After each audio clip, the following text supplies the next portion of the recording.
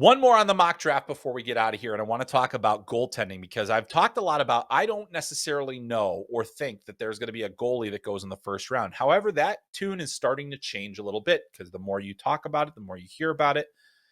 The sheer volume of goaltenders, there are teams that are definitely going to want to jump the line, and there are teams that are probably going to weight their lists a little bit to favor some of these goaltenders that are higher end. One of the things I love about this class is that there is a good, solid goaltending group. We talked about it last week. You can actually watch a full clip on YouTube about the goalies that we talked about that were in my top 100 rankings. But I think there's really only one player that is going to get a significant opportunity to be the first round goalie of this draft. I think it is Michael Hrabal from the Omaha Lancers. Recently announced that he will be going to UMass next season. I think he'll probably play at least 3 years there, and be, just continue to develop at the pace he's developing at. There are no goalies, at least for me, that have highest ceiling as Hrabal does. He is a competitive player. He's quick. He's huge at 6'6". He checks all the boxes teams want. So I put him at number 27 to the Colorado Avalanche. Now, the Avalanche are very specifically chosen. I was actually recently on a podcast, the DNVR Avalanche podcast, with AJ Hayfley, and I was talking about, we kind of talked about this idea, and it stuck in my head. And the more I thought about it, the more sense it made to me. Now, Colorado is a very analytically inclined franchise. They have a robust analytics department. They've got obviously their scouting department. There's all sorts of interesting scenarios.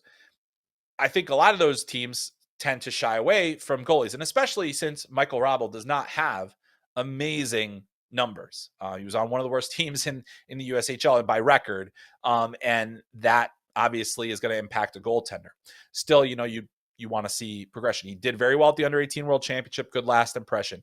I think when you draft a player like Hrabal, you are drafting a package. You are drafting the future. You are basically making a huge bet on upside, knowing that there's risk. But when you're picking 27th, and the Colorado Avalanche will not pick again until the 5th round of this draft, barring trades.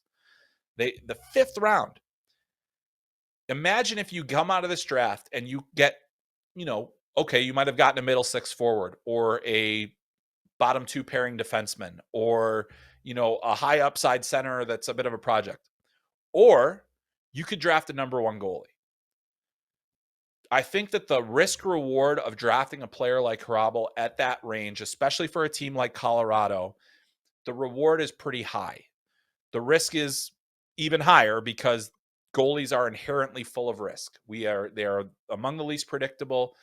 Even as teams continue to invest in goalie scouting and experts that do this, it's still going to be a process to get those players to where they need to be developmentally in order to reach their full potential. And anything can happen along the way that completely knocks a goalie off the rails.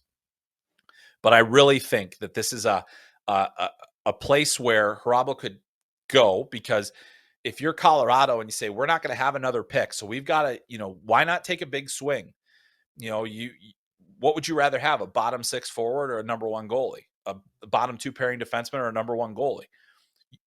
That's not to say that Hrabal is a guarantee to be a number 1 goalie, but if that's the ceiling and if that's the optimism you have for him, that's the risk worth taking, especially for a team that has a core intact, that has players under long-term contract, that has some kind of short-term stability in order to support that. This is a team that definitely does not have a strong prospect pool at the moment either, but you can land a player like Hrabal who has the highest ceiling. So that's why, to me, I thought Colorado made a lot of sense there.